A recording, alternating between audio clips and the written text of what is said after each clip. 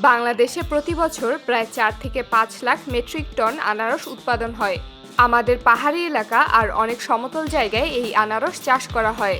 আর পুরো পৃথিবীর কথা বললে বছরে প্রায় ২,৮০,০০,০০০ মেট্রিক টনেরও বেশি আনারস উৎপাদিত হয়। কিন্তু আমরা এখনও আনারসকে শুধু কাঁচা ফল হিসেবেই দেখি, অথচ উন্নত দেশগুলো এই একটিমাত্র ফল দিয়ে তৈরি করছে অনেক ধরনের খাবার, যেগুলো সারা বিশ্বের বড় বড় দোকানে বিক্রি হচ্ছে। উন্নত দেশগুলোতে আনারস চাষ শুরু হয় খুব পরিকল্পিতভাবে। বিশাল বিশাল জমিতে আধুনিক উপায়ে আনারস চাষ করা হয়। জমির মাটি কেমন, কতটা পানি লাগবে, কোন সার দিতে হবে, সবকিছু আগেই হিসাব করে নেওয়া হয়।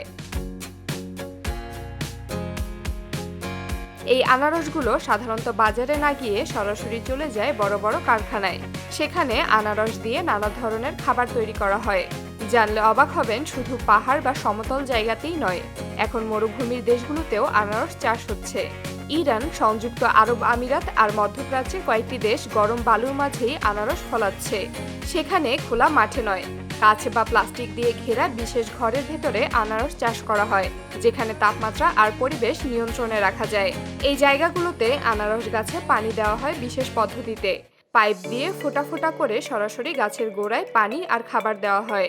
এতে পানি নষ্ট হয় না, আবার গাছও ঠিক যতটা দরকার ততটাই পায়। ফলে প্রচণ্ড গরমের মাঝেও আনারস গাছ সবুজ আর সতেজ থাকে।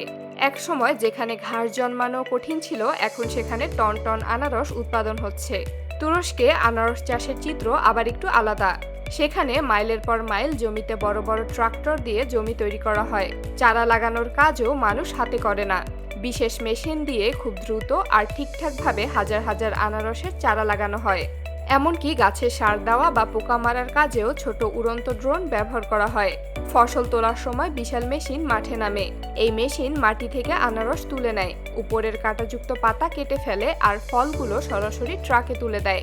তারপর সেই ট্রাকগুলো আনারস নিয়ে চলে যায় কারখানায়। কারখানায় আনারস পৌঁছানোর পর প্রথমেই ভালোভাবে ধুয়ে পরিষ্কার করা হয়। জোরে পানি ছিটিয়ে আর ব্রাশ দিয়ে ঘষে আনারসের গায়ের সব ময়লা পরিষ্কার করা হয়।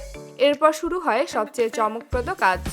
একটি বিশেষ মেশিন খুব অল্প সময়ের মধ্যেই আনারসের খোসা ছাড়িয়ে ফেলে এবং মাঝখানের শক্ত অংশ আলাদা করে দেয়। মানুষের হাতে যে কাজ করতে অনেক সময় লাগে, মেশিন সেটা কয়েক সেকেন্ডেই করে ফেলে। এরপর এই আনারসগুলো আলাদা আলাদা কাজে ব্যবহার করা হয়। এর মধ্যে সবচেয়ে জনপ্রিয় হলো টিনে ভরা আনারসের টুকরো।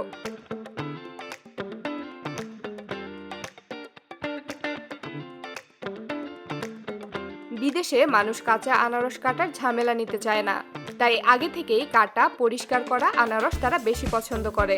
কারখানায় আনারসগুলো সুন্দর করে গোল গোল বা ছোট ছোট টুকরো করে কাটা হয়। এরপর হালকা মিষ্টি পানিতে ভিজিয়ে বাতাস ঢুকতে পারে না এমন টিনের কৌটায় ভরে দেওয়া হয়। এইভাবে রাখলে আনারস 1 থেকে 2 বছর পর্যন্ত ভালো থাকে। বিশ্বের বড় বড় পিৎজা শপ আর বেকারিতে এই আনারস খুব বেশি ব্যবহার করা হয়।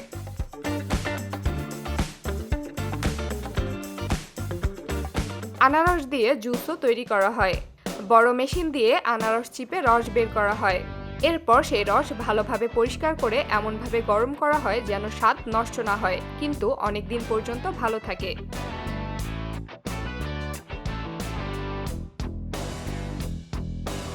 এই জুস কখনো সরাসরি বোতলে ভরে বিক্রি করা হয়, আবার কখনো খুব ঘন করে রাখা হয়।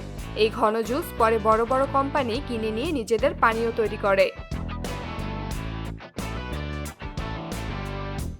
আনারসের স্বাভাবিক মিষ্টি স্বাদ আর ভিটামিন থাকার কারণে স্বাস্থ্য সচেতন মানুষের কাছে এই পানীয় খুবই জনপ্রিয়। বর্তমানে সবচেয়ে জনপ্রিয় হচ্ছে শুকনো আনারস। এটি এক ধরনের স্বাস্থ্যকর নাস্তা।